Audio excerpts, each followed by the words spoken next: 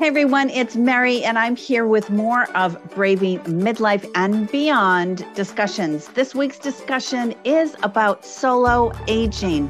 What do we do when we age alone? The kids are gone. Maybe we didn't have any. The spouse is gone, or the partner is gone, or maybe we didn't have one. How do we age alone? What do we do? What resources are out there? I'm going to be joined by Sandra De Leon today, and she is working on creating and building a community of solo-agers. So we're going to have her along with us. I can't wait to see you inside.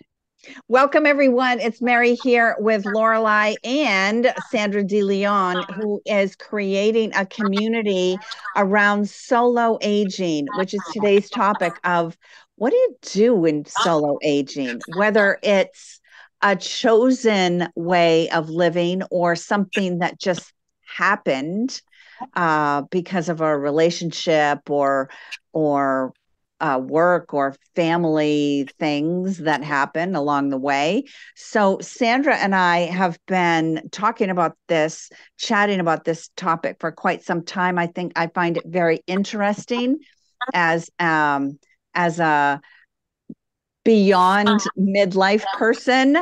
And although I'm married, my husband is older than I am, and I want to make sure that both of us, either way, if one of us passes first or one of us leaves first or something happens first, that I have an idea of what to do. So I started to get curious about this topic, and I hope you are too. So if you do have a question, if you don't want to unmute yourself, for those that are listening offline, feel free to put something in the chat and we'll make sure to address it with Sandra.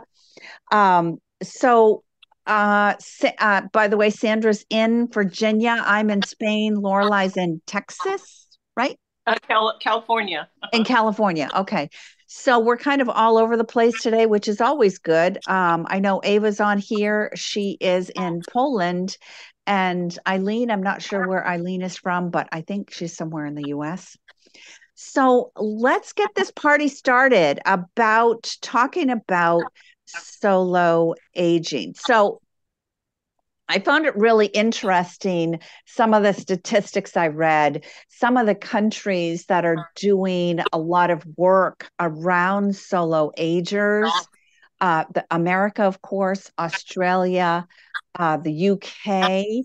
There's lots of statistics out there on solo aging.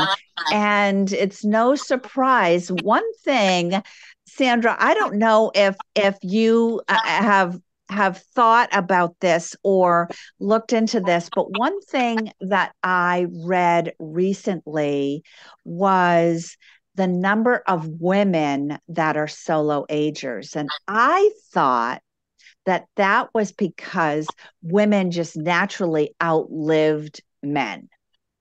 And come to find out, that's not necessarily true. So there was this study that was done, and in the U.S., for instance, well, actually all over the world, the birth control pill came out in 1960.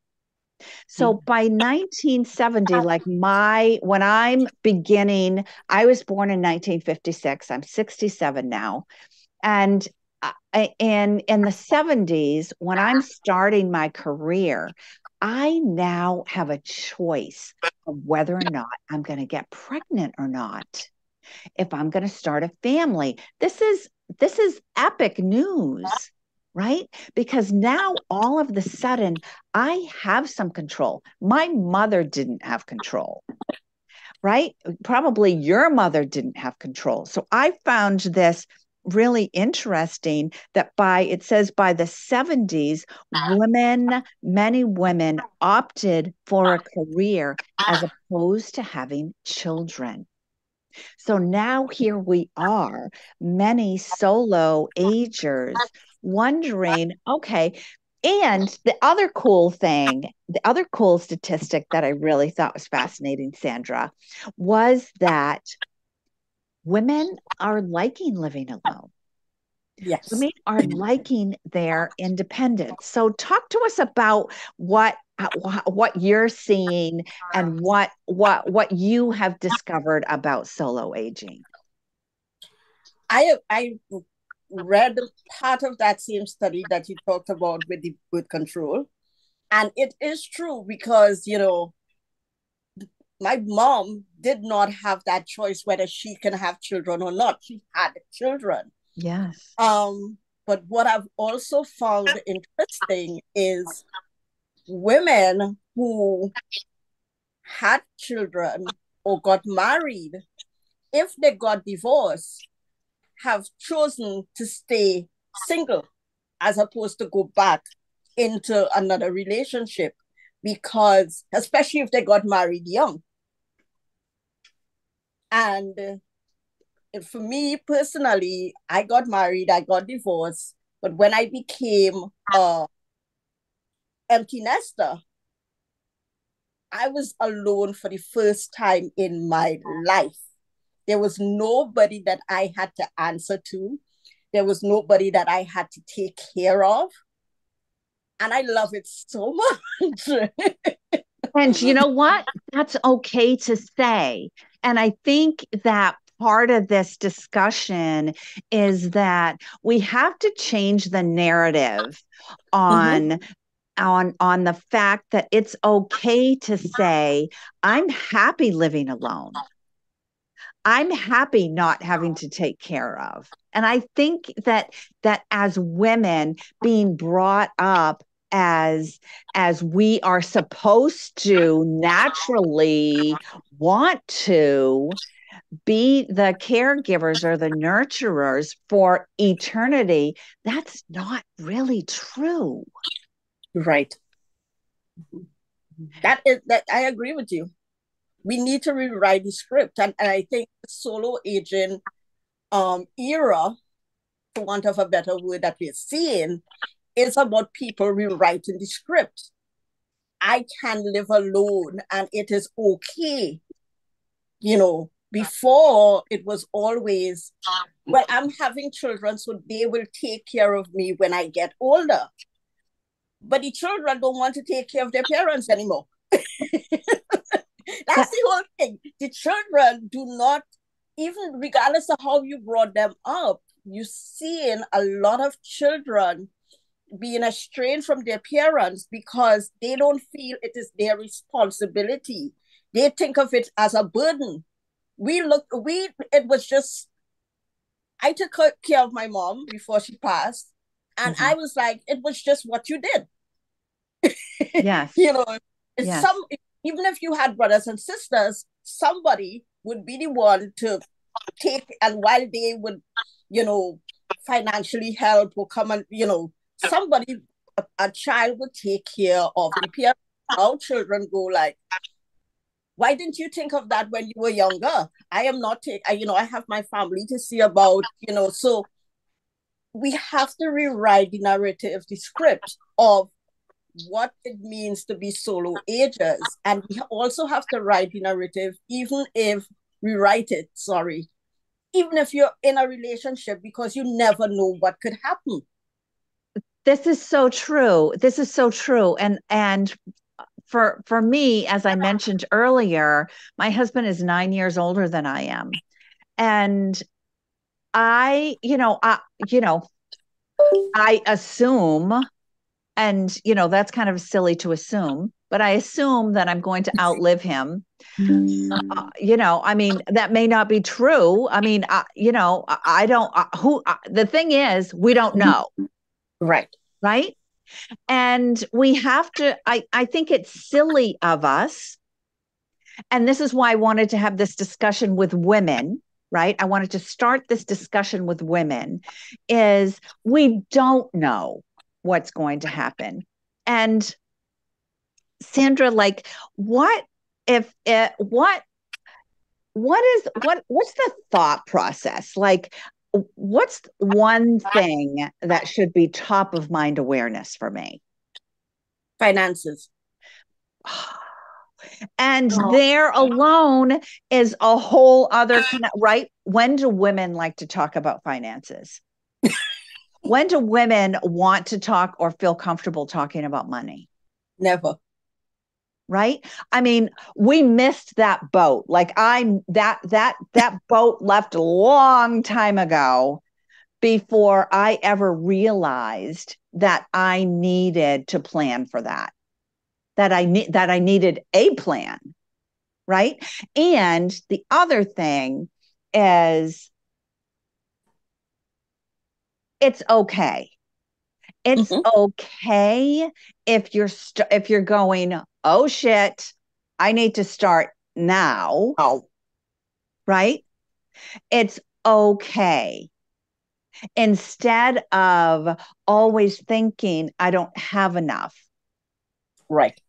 I mean, I don't know that what kind of narrative you hear, Sandra or Lorelei, about finances, financial planning as we get older. But I think that some of the stuff that we are fed or that we see in American financial planning is that we need several $1 million available to us in order to retire. And people, right?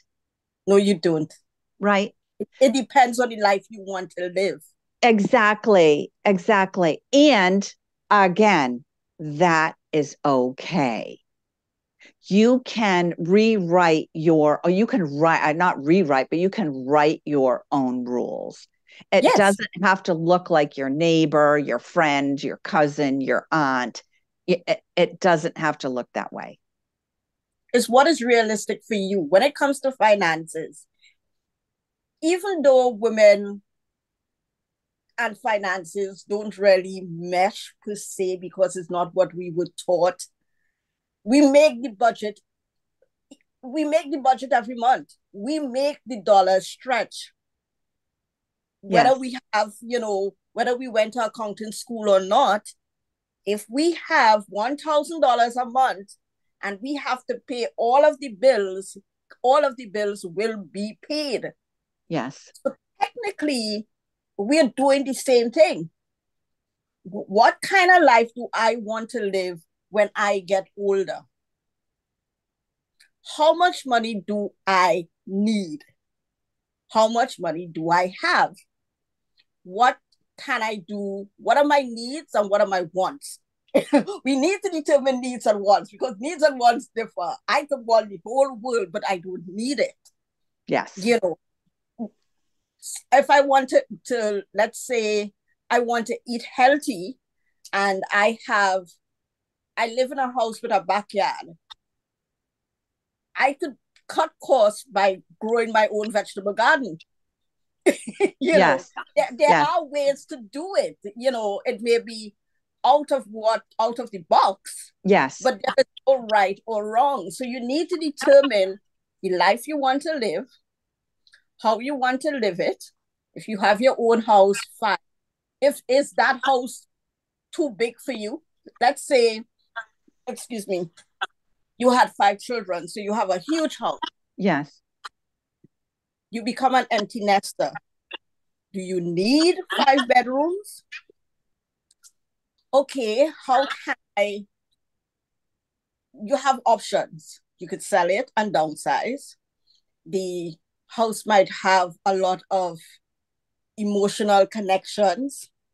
So you could decide, okay, I can start renting rooms to other solo-agers. Oh, that's the first time I've heard that, believe it or not. You can, because there are a lot of people who would like to live in a community. Yes. But they don't have the finances to, like in co-housing, there's a community called co-housing for not only solo-agers, but for other people who want to live in a community. But it's like about building your house. There's a website, cohousing.org, that you can look at. But some people want to live in an apartment. Some people don't mind renting a room. You read about people living in hotels. You could make your home, if you have the space, into a bed and breakfast and offer long-term rental for other solo agers. You Brilliant. could, if you live in a college town, you could rent out rooms, and it's another way to supplement your income. There's so many ways. You just have to be open to all of the possibilities. And again, like being open to the possibilities, I think as I was, looking into all the solo aging movement, and I came across, a woman, a website that, that talked about, so let me go through this. Gaining clarity of purpose, developing problem solving skills, developing adaptability, developing critical thinking skills, capitalizing on your strengths, not your weaknesses, identifying opportunities, creating a plan. This is stuff that I talk about with my clients or in my programs all the time. It doesn't matter what age you are. This is stuff we should be doing anyway. So But this is stuff why we don't do. we do it? Why aren't we doing this? This is stuff we do, but we do it unconsciously. The thing is, we need to do it consciously. We need to make conscious choices. Conscious choices. I think, and we need to make sure that those choices are ours. Yes, it is what you want. We're not doing it because of circumstance. We're not doing it because we want to please other people. So there's a question from Ava that says, what about a sense of loneliness? How do you deal with that? Everybody feels lonely at some point in time. You could be lonely in a house full of people. True. And I know personally, I was married and I was lonely as hell. Yeah. Because he was not there for me. I had my kids, but my kids were small. I couldn't talk to my kids. So loneliness is a very big fear. And I wouldn't say it's a problem, but it's something that a lot of solo agents talk about. Again, what does loneliness mean to you? Is it that you want people to talk to? Is it you want to socialize? What does loneliness mean to you? You could decide, okay, I have been home alone, COVID. We all went through COVID.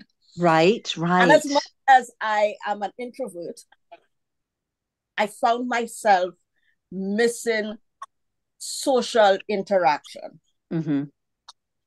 And we have a community center during COVID that was open, that offered like aqua aerobics and different classes. And while you had to keep your distance, it was my way of seeing people and saying hi. It's the way I found to connect to other people. I also used to host happy hours on a Friday. We used to have Zoom happy hours. Oh, see, right. Okay. That's great. Okay, find... so Ava is saying, I believe there are two circles of people, those to socialize with, those to socialize with, and those really close, intimate ones. Yes, there are all kinds of, yes, Ava, absolutely. There are all kinds of people that, for instance, that I go to, Sandra and Lorelai, I'm sure you do too. I go to people for different things. Mm-hmm. And again, like, that's okay. I have like one girlfriend that knows my deepest, darkest secrets, but I don't necessarily go out for a drink with her. Go out for a drink with these people. It's like there are different people in my life for different reasons. I don't think that there has to be like everybody is not everything all the time. Sandra, let me interrupt you for a minute because I know Lorelei had something that she wanted to input or ask. Oh, I just put a Sorry. piece of toast out, but I had 2 or 3 Can I come back? Let me eat my toast first. Yeah. Let us know when you're ready. You're just raise your hand and we'll be quiet. I promise. Okay. So I've said this before on another midlife discussion about finding friends. And when I live outside of America and in a country that I don't speak the language. So I was very concerned about how I was going to make this work without girlfriends. Because I don't know about you ladies, but my girlfriends are the glue to my sanity. Mm-hmm. Right? And it's not just one of them, because again, I go to each one for different reasons, as people do for me, and probably for each of you. You have people that come to you for something. Mm-hmm. And so I had to figure out how to find friends, and I did that through I had to do things that I had never done before. Mm-hmm. Yeah. Right. Mm-hmm. And it wasn't always comfortable, mm-hmm. but it was okay. You know, Lorelei, you ready? I'm ready. Sorry about that. The toast had peanut butter on it. If it was just toast, whatever.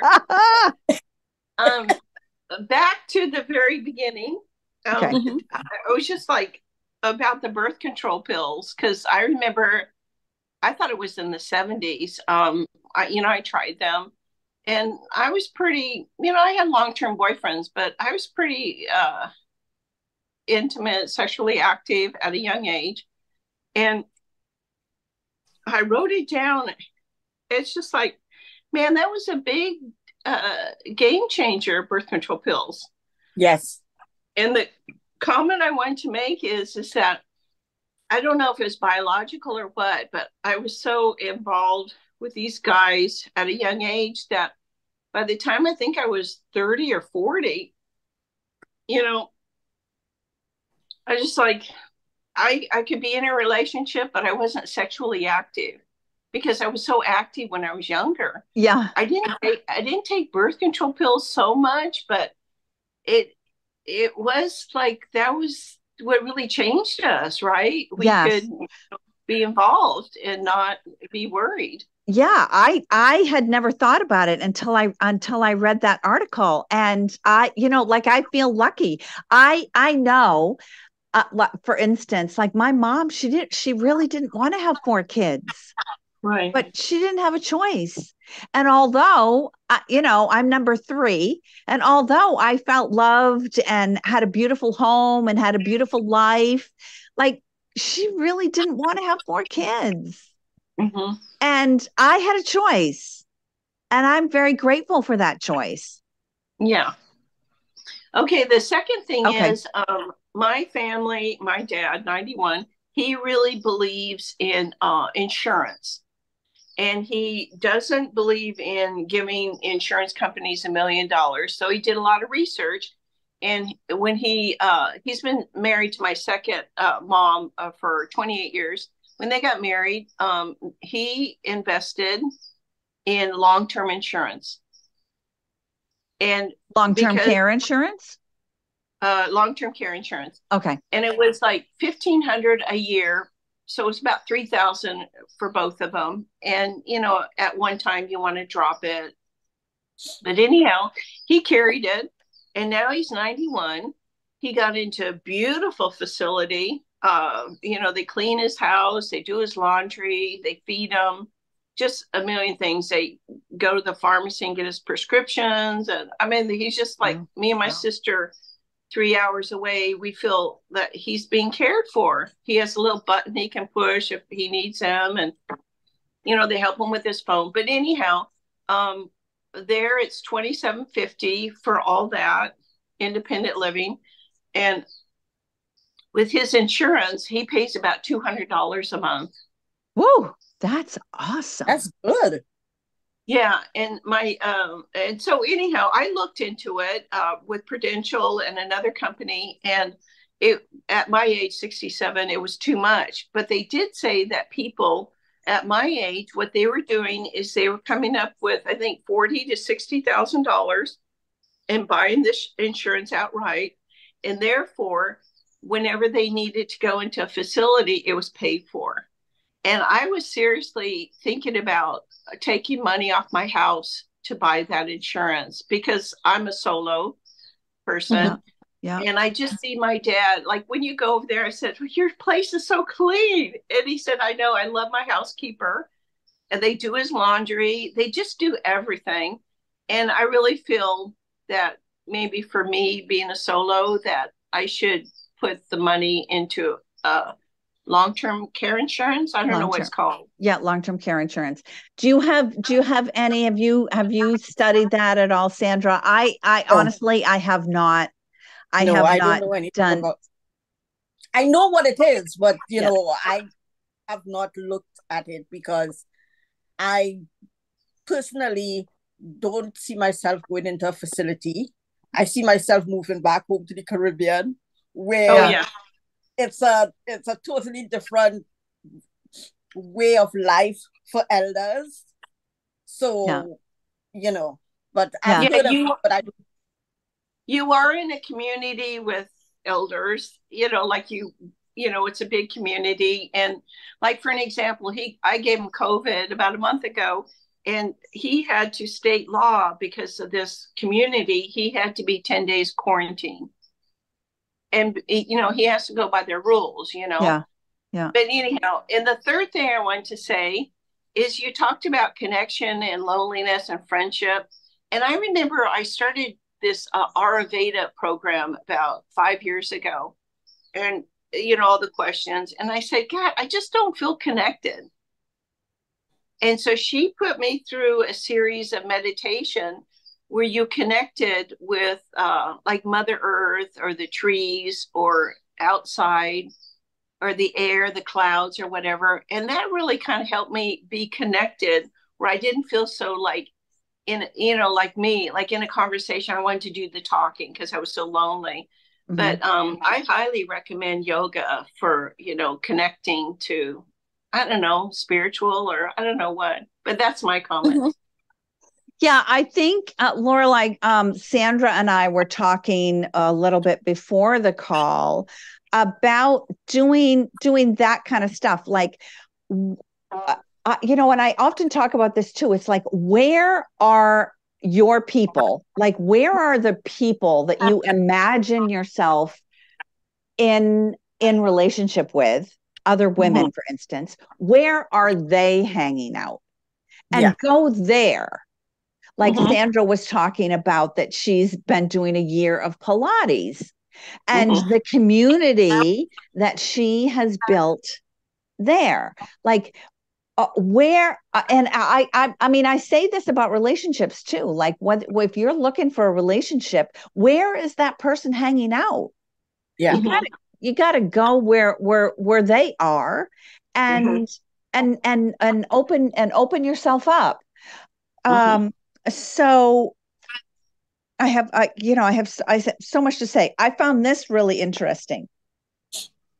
I thought this was interesting. I haven't exactly found the same statistic for America, but there are 3.6 million. That's a lot of people. 3.6 million people over the age of 65 living alone in the UK. Oh. Now, to me, that seems like a lot of people. Like, I don't know, but 3.6 million seems like a lot of people. 70% of them are women. Whoa. I mean, right? I was surprised by that. Now, the UK has one of the biggest, not biggest, but one of the fastest growing co-housing community programs. And I think those are cool. So Sandra, talk about co-housing. Talk about what it can look like. Co-housing is a community that a group of people come together to build. It takes one person to come up with the idea, and you find, okay, so let's say I want to build a co-housing community in Spain. Okay.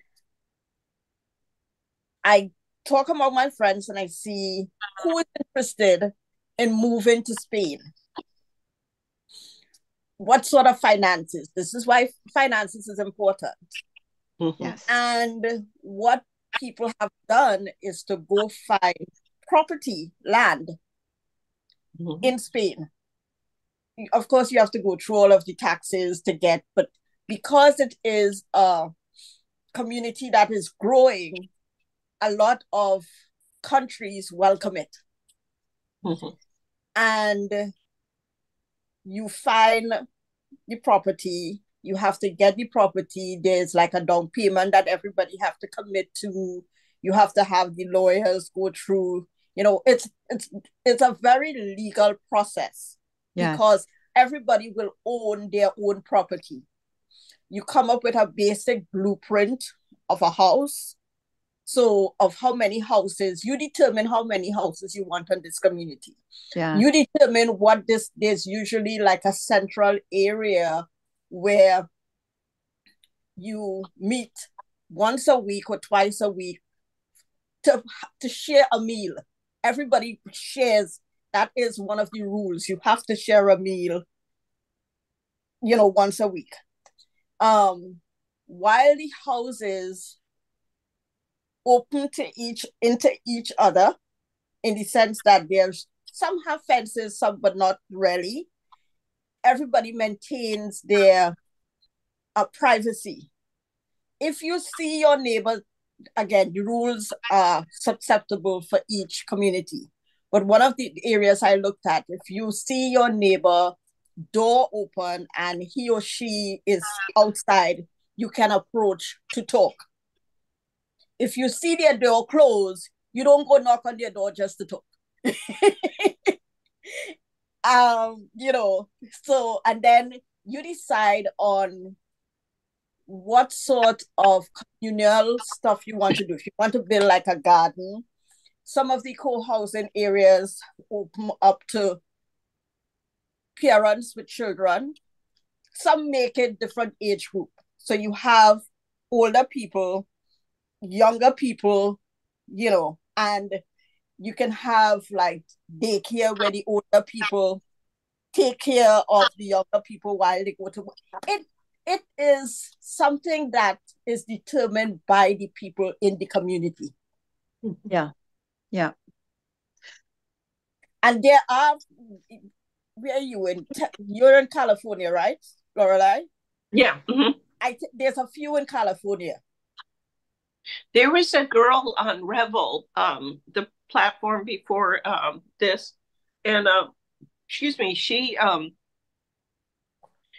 a Zoom meeting for the, I don't know what they call it, community, and she said, just like you, that the first step, is buying a piece of land, and you know, having certain rules or whatever. People do own part of their land. And then the infrastructure, the plumbing and whatever else. But she said that most of the success was three factors: having it multi-generation, younger people, it's not exclusive 55, to being somewhat close to medical facility and the town, and three, I forget what the other one is, but anyhow, I guess it is a big movement. It is.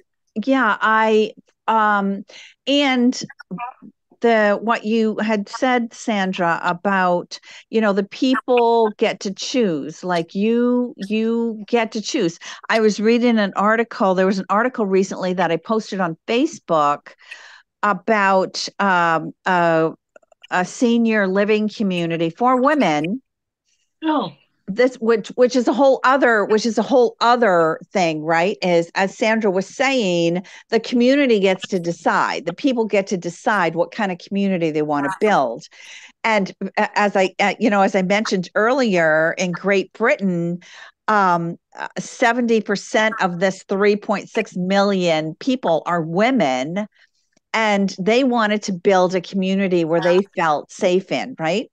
As seniors. And this community is called, for those of you that are following me, you can go on YouTube. I'll post it again in the email blast that I send out about this, and I'll post it on the YouTube channel also, about this article that was in the online magazine called The Guardian, and it was about senior women's community called Newgrounds. Oh. Mm-hmm. And it took them 18 years to get through, to check all the boxes of everything they wanted to have, like what happens, for instance, say, for instance, I'm 67, my husband passes, I get into another relationship. Can that person come and live there? And they, they had to decide, like every little teeny tiny thing. And so I think that if you are moving in that direction or thinking about that, I think that you need to get curious.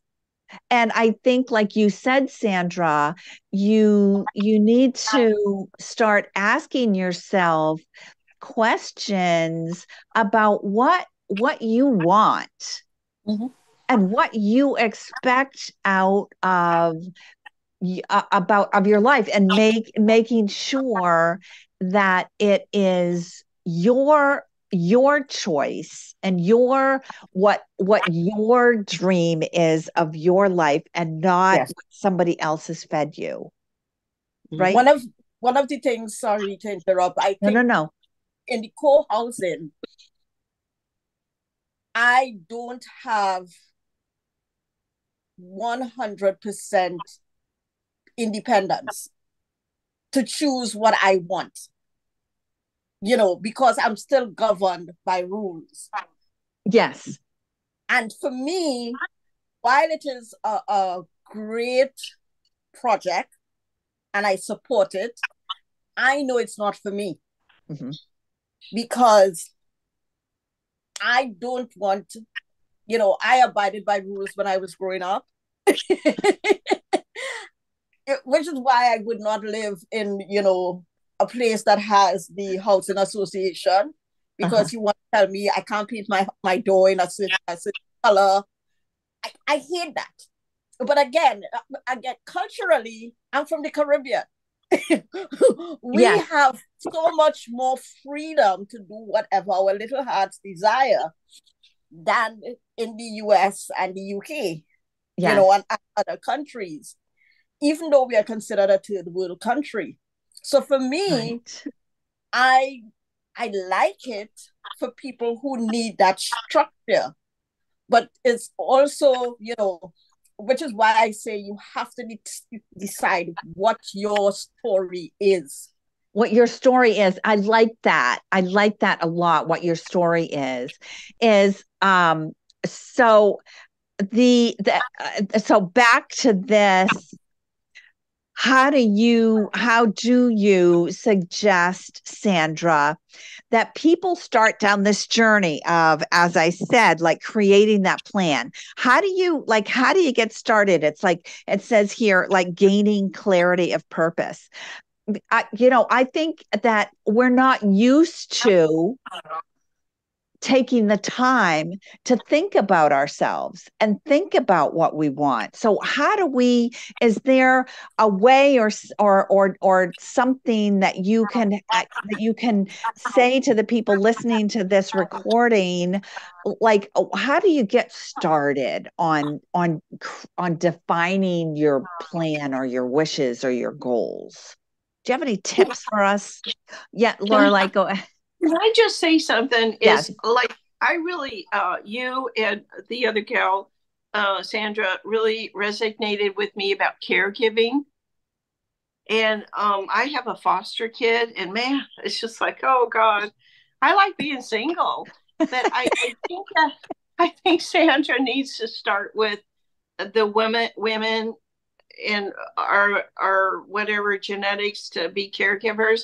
I think if we can kind of remove not being a caregiver, I think that would be great. The first step for me. That's great. How do we say it's okay not to keep giving? Mm-hmm. You make the choice. It's a choice. Well, I'll give you an example. The little girl I have, wonderful, right? You know, she needs a place. She's 13, needs a place until 18. But man, every time I do 3 steps forward with doctor's visits and this and that, I 5 back, you know, paperwork. And then she's been sick for 3 weeks. You know, school just started. Anyhow, I got sick. And I told her yesterday, you know what, you know, you need to take care of yourself, get better. She's on antibiotics, because I can't be sick like this, and my house can't be sick like this because you're sick. I said, it's just not going to work. You know, if you can't get yourself well, and we've gone to 4 doctor's visits and multiple pills. And I said, you know what? It's just not going to happen in my house. I can't be sick like this all the time. So I think you're right. You need to really draw the line. I don't want to be sick. You know, you need to take care of yourself, you know, and I can't be a slave to you brushing your teeth or taking a shower. It's just like, it's not going to happen. You know, you have to put it right on the line. This is not working, you know? Well, okay. When I say make choices, having a foster child is just like having a normal child. Yeah. And those of us with kids, we went through exactly what you've been going through, you know. But fostering a child is a choice. Mm-hmm. And maybe after fostering this child, if she stays with you until 18, you will realize this is not what I like to do. Mm-hmm. Yeah. You know, and you would not do it again. So you make that choice. And that's okay. Yes. It's okay. It is. You know, like, yeah. I don't want to take care of anybody else's child. Right. Again, my child is 25. I have grandkids. I will take care of my grandkids if I had to. You know, mm-hmm. if the universe aligned or something happened and I had to take care of my grandkids, I would. They're my flesh and blood. I don't want them to be in the system. Right. You know, so I would do it. But would I choose to foster somebody? No. You know, again, I know my boundaries, I know my limits. So in gaining clarity on what you want to do, right, you have to start writing, what are your boundaries? What do you want, what you don't want? And you have to be very, very clear on it. Yeah, and one thing about the wants and not wants, I find it easier if people start with what they don't want. Yes. Okay. Because as women, I think it's hard for us to write down what we do want, because we're afraid we're going to hurt somebody. I'm going to leave somebody out on this list, and it's going to hurt their feelings. I think that if we start with a list of the negative, even though I talk about positive stuff all day long, if you start with the negative, because it's easier to talk about the negative, I don't want this. I don't want to do this. I don't want to go here. I don't want to live here. And then once you get that list down, then you take a look at those same things you wrote down. You don't have to go to anything different. You take a look at those same things that you wrote down, and you flip it. And what is the do's to those don'ts? And then it becomes easier for women, especially, to get to what they do want. And then I say, take that piece of paper and tear it in half and throw away the don'ts. And take the do's and tape that onto your bathroom mirror. So that every day, several times a day, you're looking at your do want list. And eventually, just like Sandra and Lorelei, as I talk about when doing vision boards, the subconscious is like, okay, I get it. I'm on board with that. When I see that, I'm going to be attracted to that. I'm not going to be attracted to this anymore. So sorry to interrupt you, Sandra, but I just wanted to talk about the do's and don'ts, because I think as women, because we're such caregivers, on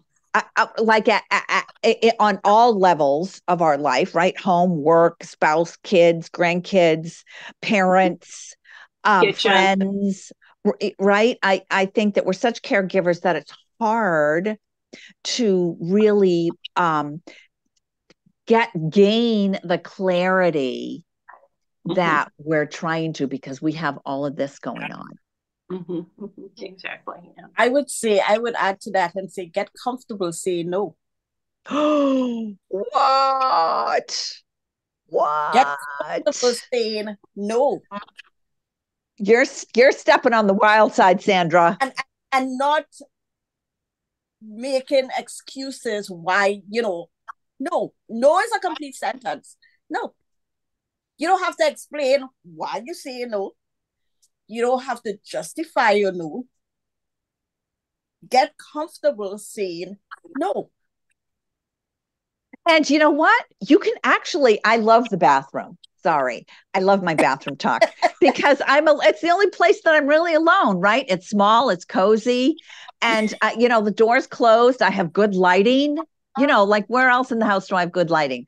And I can go to my mirror and I can practice how that feels in my body.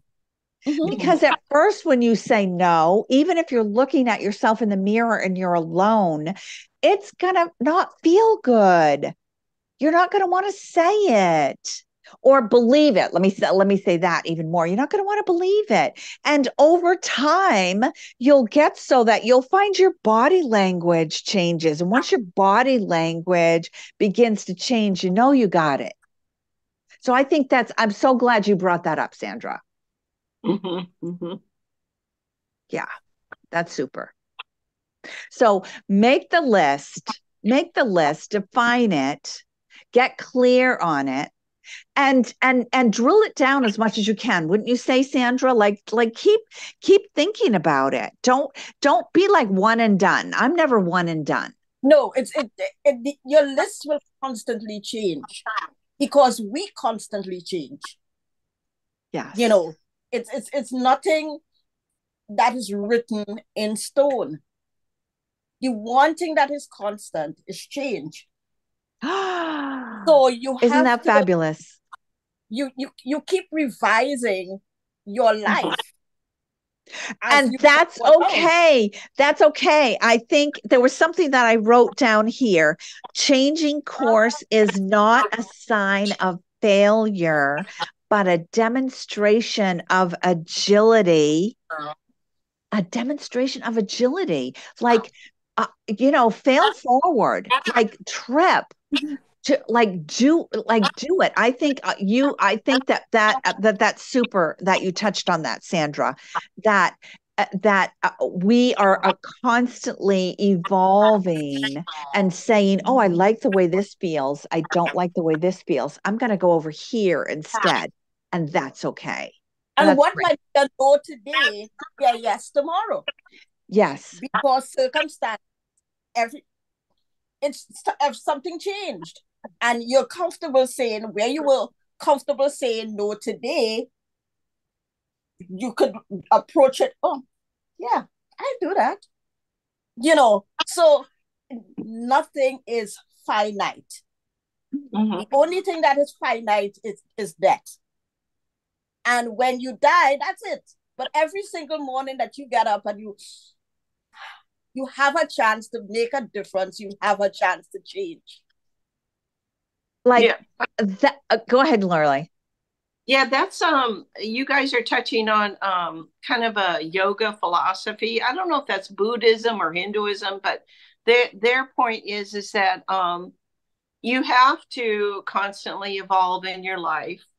And because you do that, you kind of get to who you really are, like your God inside yourself. And then you come to who you are. But you can't get there unless you realize that life is constantly changing. They call it impermanency, where everything is always moving. Yeah. But if we have time, my dad's 91, and I just feel like I want to read a book, if you could recommend, about how I should mentally get prepared for his death. Or I don't know, spirituality. Oh, that's interesting. Death. Yeah. Or my death, I don't know. I'm not ready, but I know it's coming. I like that. None of us is ready for death, and that always boggles my mind, because it's the one thing we know we have to face. Oh, bravo. We prepare for everything. We prepare for a wedding, we prepare for a party, prepare for our jobs, we prepare what food we want to eat for the week or whatever, but we do not prepare for that. Mm-hmm. And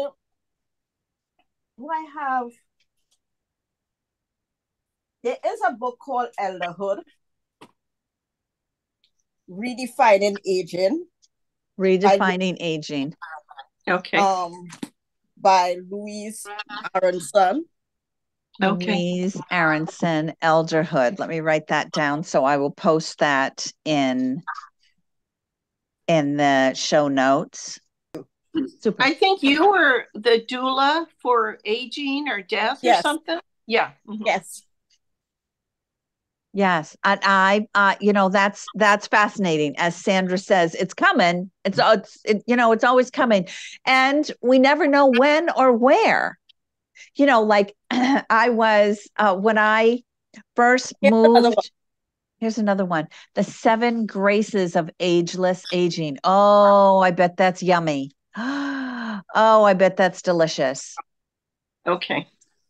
So when I first moved out of the US and moved over to Poland, the one thing that I wondered is, so what, how do I die in a foreign country? And no, seriously, right? Like, I don't want my kids to be burdened with what, do they have to send my body back? Do they not have to? Like how can I die? And so actually the US State Department has a whole page on how to die in a foreign country. Okay. So I'll put that in the show notes as well, because I mean, I don't know. I thought it was fascinating that they even thought of it, but it's like, because the people die. I used to work at an embassy and people would come to countries and die because of accident and what have you. Oh. So that is why there is a page on how to die in a foreign country as a US citizen. Crazy, because right? They will help you get the body back if you want the body to go back. If you don't, shipping a body back is expensive. Right, so, exactly. So it'll be easier to, cremate the body and have the ashes float back or what have you. They will assist in, like if a family member have to come and identify the body, which is why they always tell you if you're in a foreign country, you need to check in with the embassy to let them know that you're there. Yes, yes. And that's important for those people that will be listening to the recording that do live overseas or even travel overseas, really. Because again, you never know, there's a program called the STEP program, STEP, with the US State Department. And you get on the US State Department site and you sign up for it. Like whenever I move around from country to country, I always update where I am. But listen, we're getting ready to wrap up here. And I think that what I wanted, or what my hopes in this conversation were for women out there to realize that this isn't anything to be afraid of.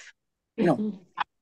Right, Sandra? It can be a beautiful time in our lives. Right? It should be a beautiful time in our lives. Right? This is a time to flourish. And when Ava put in the chat the question of loneliness, I think as I mentioned, go to where the people are that you want to hang out with. Like, what do you like to eat? Go there. What do you like to do? Yoga, Pilates, biking, hiking. Go there. Find your tribe. Oh, right. Find your tribe. Find your tribe. Exactly. Find your tribe. And I know that it can seem daunting, especially if you've always lived in the same place or in the same house, the same neighborhood. I know that it can seem daunting and scary to find your tribe. But if you, instead of putting the pressure on yourself of, I've got to find somebody, I've got to do this, let it unfold. Yes. Sandra, do you have any, when I say let it unfold, do you have any words of wisdom for anybody on how to just relax into this time in our lives? We need to stop having expectations. Oh, wow. Okay. And we get disappointed because we have expectations. Stop having expectations. Live each day, and this is cliche, live each day like if it's your last.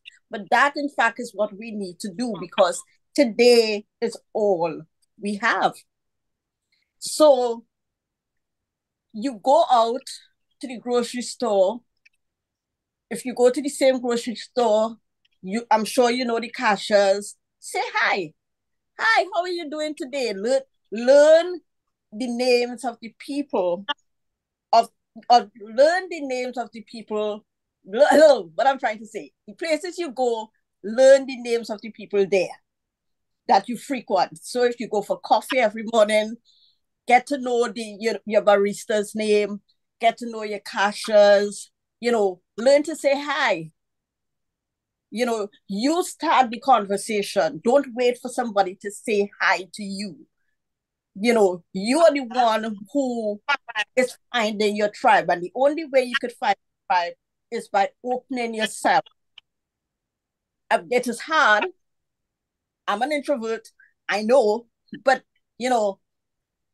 if not, you will end up being lonely, because you will think that nobody wants to talk to you, but you have to talk first. Everybody is living a million lives in their head. And sometimes it's not that they don't see you, it's just that they see you, but so if you want to say, say hi to your neighbors. This is not a country where people are neighborly per se, depending on where you live. Yes. Say hi. Go for a walk. Go for a walk, in the morning. Go for a walk in the evenings. As you start walking on a regular basis, you'll get healthier, but then you'll see the same people. Yes. And you may start to talk to somebody, you might see another older person, male, female, and can I walk with you?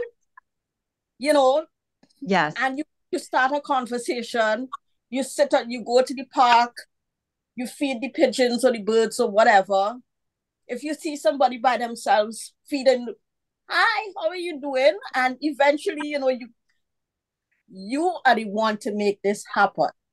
If you don't make it happen, nobody is going to do it for you. And quite honestly, your relationships are going to be much more rich. That's what I have found in the relationships that I've built now that I'm living in a foreign country where I didn't know anybody. I got to choose the people that I wanted to hang out with. Right. So this is I think that this is a really cool time in our lives where if we're solo-agers, we have a lot of freedom. We get to pick who we want to hang out with. I don't have to like somebody because they're the parent of my daughter's, softball buddy. You know what I mean? It's like I don't have to do that anymore. I get to pick who I want to hang out with, and it's up to me to go find out where those people are hanging out. So let me just recap here. The other thing, so we talked about like agility or adaptability. I think that is important, as Sandra was saying, in that drop the expectations. Like stop. I used to view myself as like a bull in a china shop. Like I was constantly like, I gotta go, I gotta do, I gotta get. And instead of once I realized, took me many years, once I realized to allow things to happen, to have a vision certainly of who I wanted to be in my picture of life. But it was then I had to allow that to unfold by creating my own existence or my own life. And I often say your next best friend is waiting to meet you, but it's up to you to make the first move. You may view it as not always easy, but it's always worth it. Wouldn't you say? Yes. You are the writer of your story. You're the writer of your story. Just write it. Write what you want to happen. But that's the comment I was going to make, is like what Sandra and Mary was saying is that those people are waiting to meet you, like you're walking, your neighbors or the coffee, they're waiting to meet you. And it's kind of like this part of life is like, we have to let it unfold and allow for it. But those people are out there waiting. I don't know. I come back to God, like God's taking care of us, they're waiting for us. Like Mary was saying, or Sandra. Yes. Yeah. It's all there. And I think that, and there's so much to do. There's so much hurt and pain in the world. There's so much that we as older women, there's so many gifts that we have that we might not realize that we have, that all we need to do is open up and share that with somebody else. And everything begins to change. Our outlook begins to change. Our communities begin to change. I think that we have a lot of hidden talents, of power, of opportunity that we might not realize, and we often look at this as a negative time in life, or oh, woe is me, I'm alone, instead of, oh, yay, for the first time in my life I'm alone. Like, yeah, it's a time to celebrate. It's not a time to be, oh, woe is me. So Sandra, how do you want people to connect with you? If they want to talk to you about solo aging, like, can they connect with you on Facebook? Yeah, you can send me a DM on Facebook. Super. So I'll put that in the show notes as well. So Thanks, everyone. This has been a great conversation. Again, if you have any further questions once you listen to the recording, please don't hesitate to send them to me. I will always get them off to Sandra and make sure that we get an answer back for you, because I think this conversation needs to keep going. This is never one and done. We are constantly evolving, as Sandra said so eloquently. So I can't wait for next week's discussion is going to be, so this is next week will be the end of my 3rd month of doing these discussions. So I thought it was time for me to take a look back on all the things that we've talked about over the next 3 months. What whoever joins on the call, what you want to see coming up, the conversations or the discussions that you want to have, so that I can always keep this fresh, always bring you the kind of information that you want. So next week is going to be a cumulative thing. I'm going to talk about each and every midlife discussion that I've had and see what it all unfolds to and where we can take it from here. Because after all, in the end, this is simply a discussion and a community of women as midlifers and beyond. So don't forget to subscribe to the YouTube channel so that you never miss an opportunity to hear or see a recording of Braving Midlife and Beyond discussions. I'm Mary Lynch. Thanks for showing up. Thanks, everyone. Send in your comments. We're always looking for new ways to keep this discussion going. I'll see you next week.